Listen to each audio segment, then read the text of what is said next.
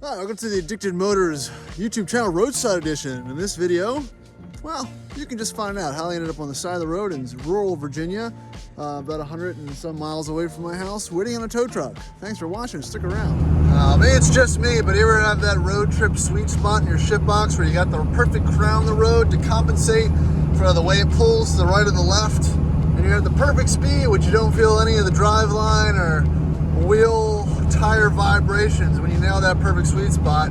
It almost feels for that one little moment that you're in a legitimate vehicle.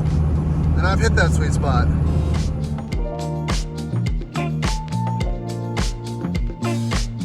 All right, so quick after action report for how this video is gonna run. It's gonna start off with I've got some of the rust repaired on the rear fender arches of F250.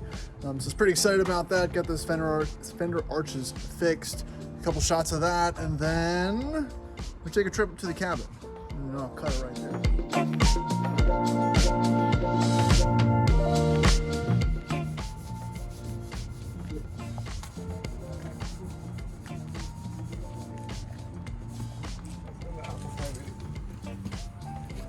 The guy for this truck.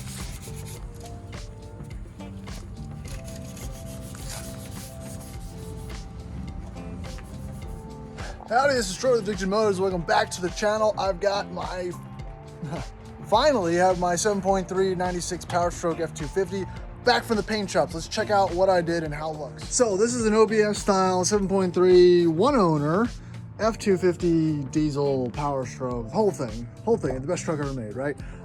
This is the Rover support vehicle that I really haven't been able to drive all that much in the 2 years that I've owned it. First off being, when I bought it, I didn't realize that the center support brace, the radiator support brace that holds pretty much the front of the truck together, had been rusted through, so that was a huge job replacing that. Took the whole front end of the truck off, replaced the radiator, the oil cooler, everything, you know, water pump, pretty much all the wire in there is with that core support at the same time. Took the bumper off, everything else, so that was a pretty big job. That had the truck down for a while. And then, you know, after I've kind of sorted things away like it mechanically, the next thing was just treating the typical Ford rust that I had on the arches. And I'll clip in what it looked like kind of before and after. Had a local shop handle it, and I think they did a good job for the price. I was concerned about finding some of the graphics and the stickers that are on the side of these, so they cut out the rust, welded in new metal, and then put, you know, a light coat of filler, obviously to help you know, smooth out everything and put it back together. But they matched the paint color very well, and it's pretty dirty, the truck, because they didn't wash it afterwards. So I'm gonna go give it a quick wash and try to install. I've got new chrome arch pieces from LMC truck that I'm going to put on as well to kind of finish it up a little bit better.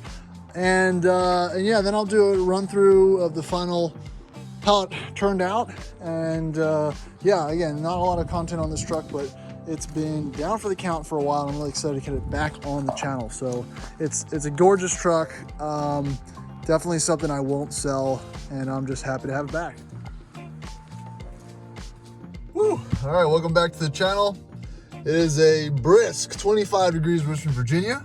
We're taking the old 7.3 100 miles up the road to the cabin where it's 15 degrees just to check on it. It's been a month since I've been there, so gone through Rover Woods to just make sure everything's still okay, make sure a tree didn't fall on or something. And that's what this video's gonna be about. It'll be more like a vlog road trip in the 7.3. All right, so let's see how she does. Cold start, baby.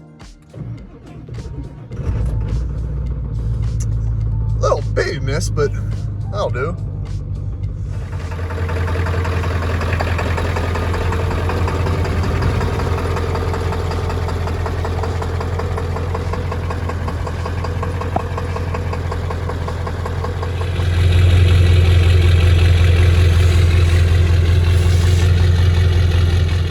All right, so we're off. Gonna grab some diesel. So it's not gonna be a very cheap trip just to check on it, but it must be done.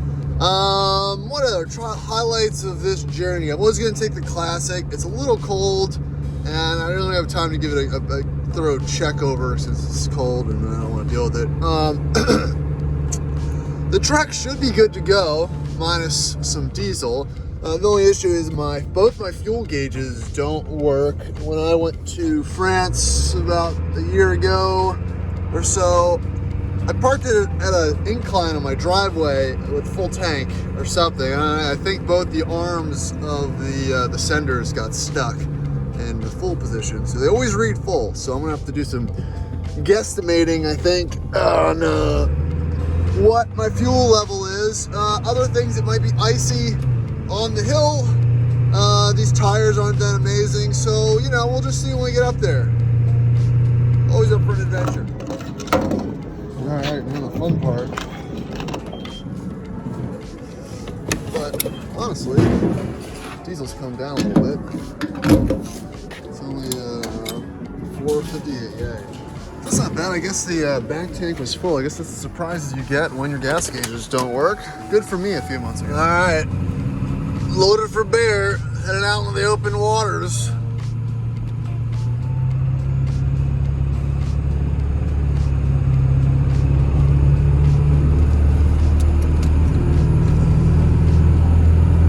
Giddy up and go. Now you notice my lovely fuel gauge, which, you know, would symbolize a totally full tank in previous years, but now it just reads pretty much constantly that. It's either full, really full, or completely empty. Other things about this truck, the speedo, I think it reads like 7 to 10 miles an hour fast, so I'm not going 70. This truck has some big 410s. Look, there's the train. Nice morning, by the way. Still haven't repaired my bullet hole windshield. I'll put some RTV in the hole, so that'll fix that for now. It's not in my field of view, so not too worried about it. But yeah, I'm probably only going like 62 or something right now. And a little more on the backstory of this truck. So I found this 96 7.3 Powerstroke F250 in Lynchburg, Virginia, where it has been with the original owner since new. The title shows a couple changes and whatnot. Oh, another train, man. Richmond's pretty, listen, you can't go anywhere in Richmond without bumping into a train at some point. You always have a wailing train whistle in your backyard. But what I was saying is, you know, this was a one-owner truck. He had it since new. I've got all the maintenance, all the service history, all the records, even got the original window sticker, which is pretty cool for, you know, an old truck like this. He actually had two of them. He has this one in a 60,000 mile 97. That was his father's. That he pulled his race car with all over Virginia. So this was a used truck. He used it, so it didn't sit. Yeah, I drove it back, and I've had it ever since. It's been fine. There's a bit of deferred maintenance. I've spent a lot of money on it, mainly fixing the rusted front rad support. What else we do? The water pump, the oil cooler, the radiator, pretty much everything involved with having those components rattle around the front of the truck for years and years. There's the cars. Also did rebuilt the rear brakes because they're non-existent. Added some shocks, did some minor other little things, but yeah, no, it's been very expensive, but it's a truck worth holding on to, so I think the money's worth it. Whee! I do enjoy driving this truck. It's definitely fun. It's got I think a 5-inch straight pipe all the way back. A little tune on her that I don't have on right now, but she is a blast. Again, diesel noises. Not very loud right now, but it's with the windows down. Definitely can hear it.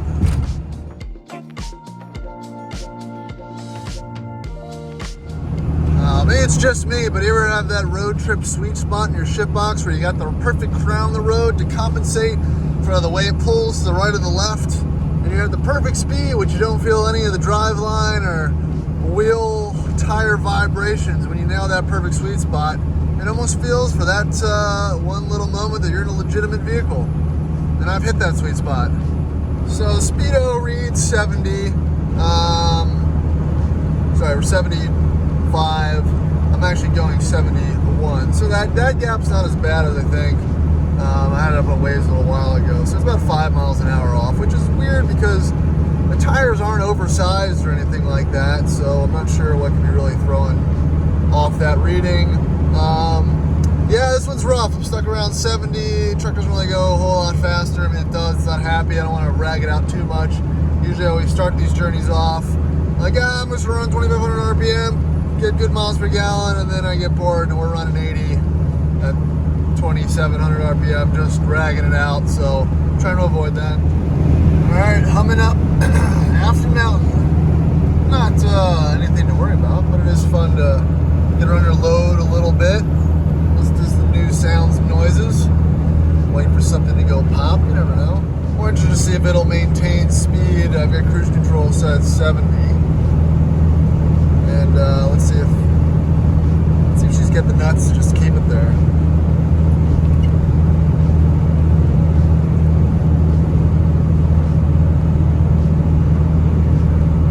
So far so good.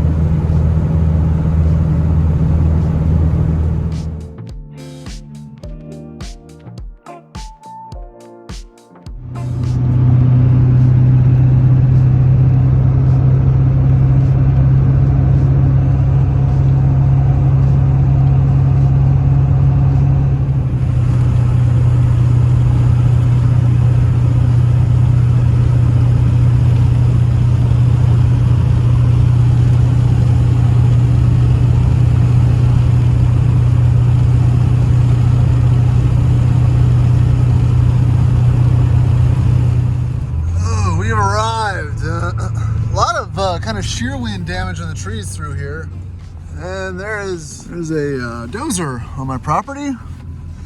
It is not mine. It's interesting, and yeah, lots of sticks and stuff all over the place. This is gonna be fun. It's probably a little more. I'll get out, lock the hubs, and see what I'm doing.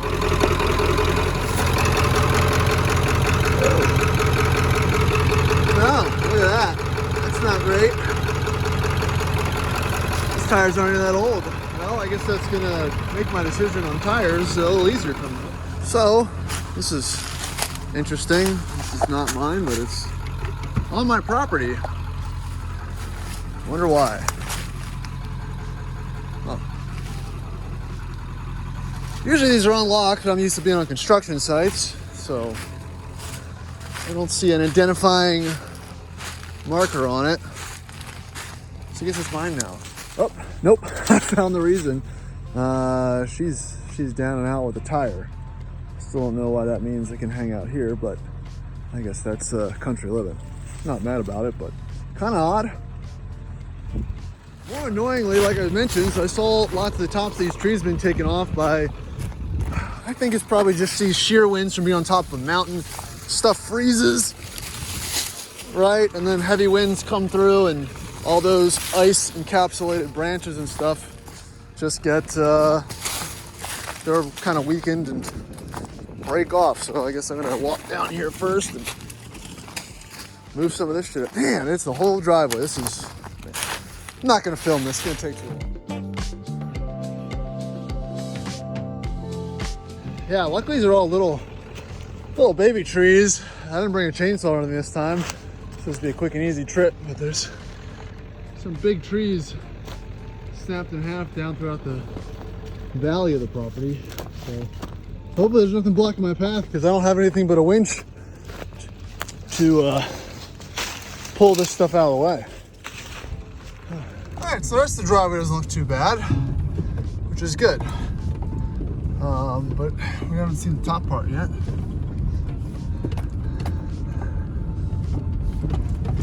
Ooh, looks like a couple more down here.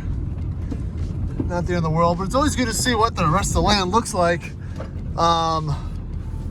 when it's when the leaves are down, because then you gotta see what's out there. It gets pretty thick in the summertime. Oh, that's not good. That's a full tree down up there. Not sure what I can do about that. Maybe winch it? We'll see. Whew, it's quite the break. I don't know if I want to deal with this right now. Root ball, wind just pushed it right over. I don't know if I really feel like tackling the rest of this. It's pretty intertwined. All right, right, so for the first time in the history of me coming up here, I've had to abandon the vehicle and continue on foot. Luckily, it's just the steepest part of the grade I've got to go up. This is fine. I've only purchased $1,000 worth of tree cleaning equipment that I didn't bring with me, so I deserve it. There she is. There's no tree on top of it, so it's good for me. All right, overall, it's fine. It's always fine, but it's a good peace of mind just to come check on things every once in a while. 30 some degrees, so still pretty cool. Gonna go check on the Starlink. Make sure that it's not coming off its mount. It's also good there's no one living in here. You never know. Yep, still up there. Pretty good. No major tree damage. Looks like a branch fell on the deck, knocked down my string of lights, but that thing was headed out of this world anyway. Not a bad view, guys. Don't hate it. Except there's my truck down there. I backed up the hill and it started to sound a little bit rough, so hopefully we'll be able to get out of here. But I think that's good. I'm happy with it. There's not a tree through the roof, so good to go. All right, that's a wrap for the cabin visit. Everything looks good, except for all my string lights. Not enough falling branches and stuff around here. I can see where there's a problem. I also never really noticed how much this tree leans. It's probably also, I just kind of want to take all these trees down. They're all mostly dead. We need to get the outside of the house stained as well. A lot of things. I've held off on them for a while because it costs money. But I think coming up on having to do some serious work this summer, which will be a lot easier with Max not as an infant or in a womb. So might make us a little more productive. But now the focus is, will the truck start again? Again, it was a little lumpy there right before I cut the camera off going up the hill. And will I get out of here? Don't have cell service. Starlink, yes, but no actual cell service, which makes this fun. All right, let's see what's happier. It also could have been the first fuel tank was a little bit low, but it shouldn't have been. So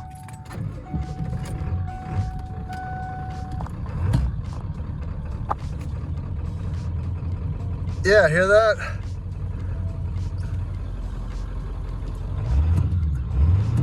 Idling a little, not that great. I'm hoping that was just a little fuel starvation for me backing it up the hill. So let's get out of here before it cuts out.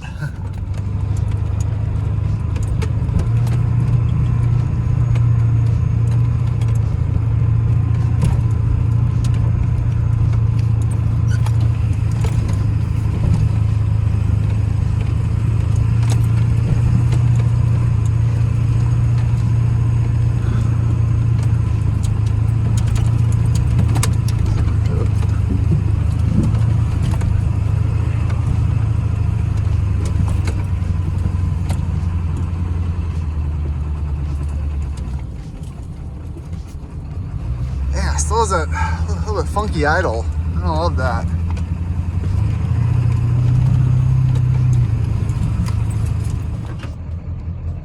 Yeah, definitely not happy at idle. Interesting.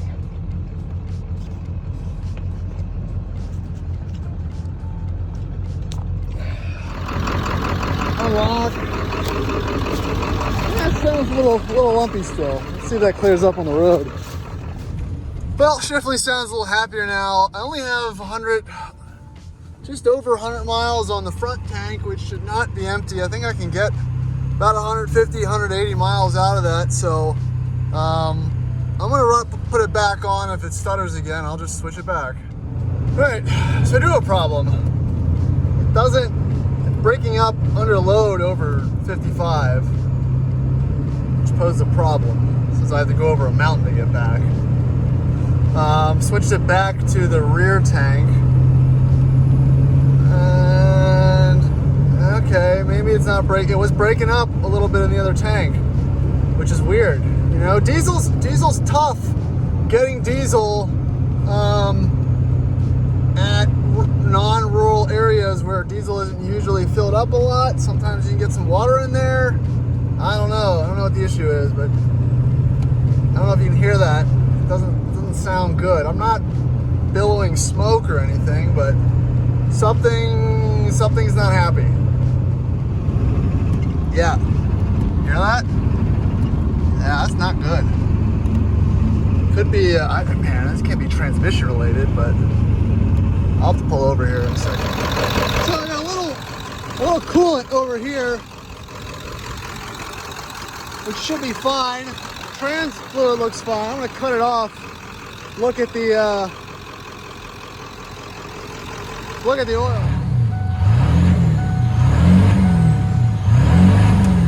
I mean, the engine looks healthy. That looks healthy.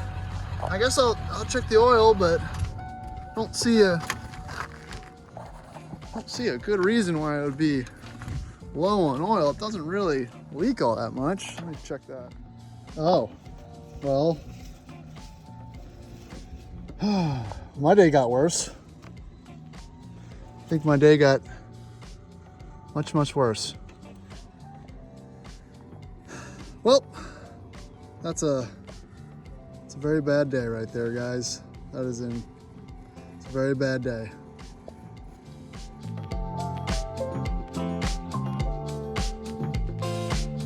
So I'm doing some roadside Googling, and you know, the only thing, I'm not gonna say the only thing, the fact that didn't overheat is good. It could be the oil cooler O-ring. Apparently those have been known to fail, and I have recently had my oil cooler replaced and some of that work done, so it could have been a failed O-ring or something like that. So it could maybe not be the head gasket. That'd be nice if it wasn't, but probably gonna need all new fluids anyway, because I've I already had all new fluids. This is just the most that I've driven it probably since I had the work done. I don't know, is it? I don't know, maybe. But this just wasn't in the budget for the year, you know? Let's see if I have any oil back in the thing. Yeah, it's, you know, the concerning part though is just the lack of oil in the old dippy stick. So yeah, that's not good. That's not good. But hopefully she'll be okay. This will be the test to how tough these 7.3s are. Fun times. Well, this is Fro the Big to Notice Motors, and sometimes you kind of get fucked. I would assume that's a head gasket. The truck never overheated or anything, but that is absolutely not what you want to see in your coolant. It'll start up and run and do all that stuff fine. I'm sure it's not damaged internally, but you know, the lubrication qualities of glycol aren't what a motor wants. And it's just also unfortunate that I'm just on the no service side of the mountain.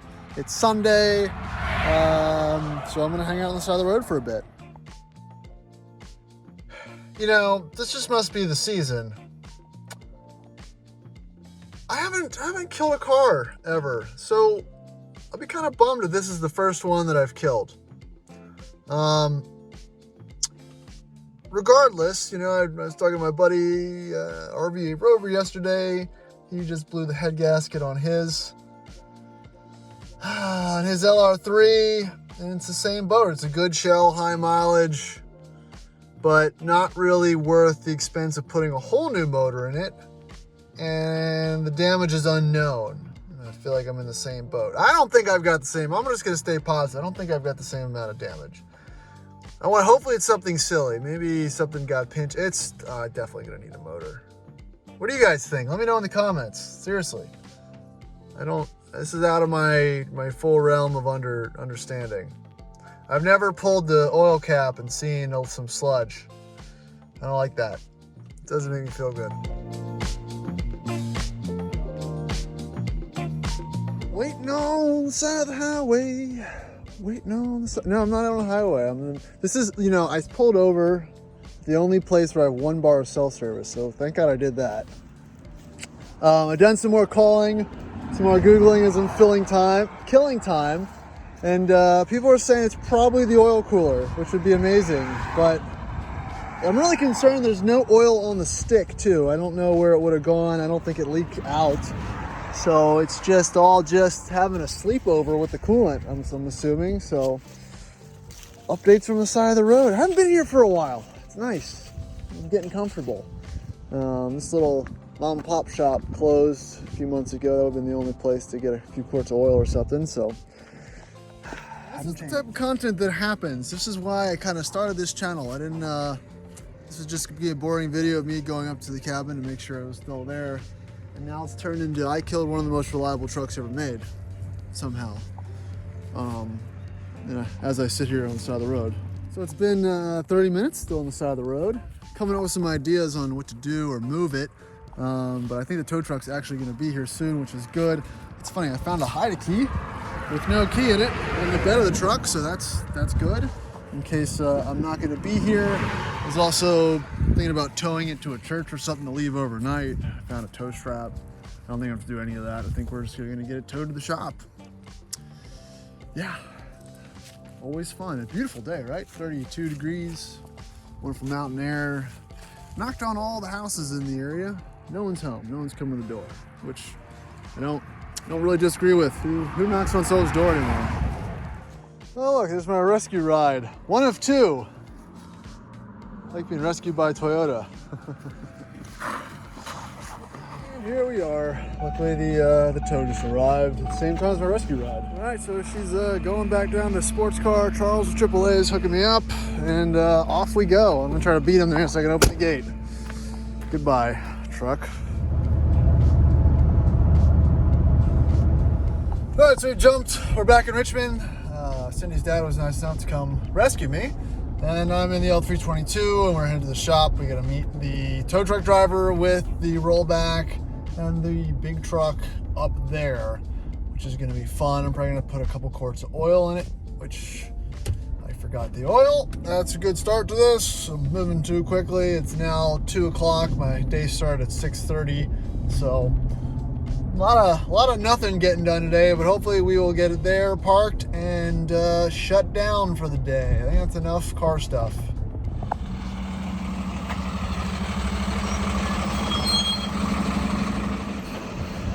Well, the patient has arrived, Richmond. We're gonna get it off the truck.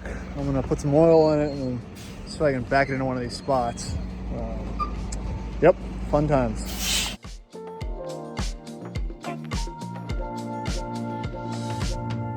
All right, so I moved it, put 5 quarts of oil in it to get to the bottom of the dipstick, so don't know where all that oil went. It's not coming out anywhere, so it'll be a problem for another day. So that'll wrap it up for this video, I think. All right, so the F250 is at the shop. It's gonna sit there, it's gonna get a diag. So basically what I'm getting at is I'm really interested to see what actually happened, what the failure point was. And I'm gonna go into the whole thing and start another series on why the F250 broke. And if you like that type of Ford content, which probably 0.001 of people that subscribe to my channel are into, we'll stick around because I think that'll be a few part series. And again, subscribe if you want to see what the conclusion is gonna be.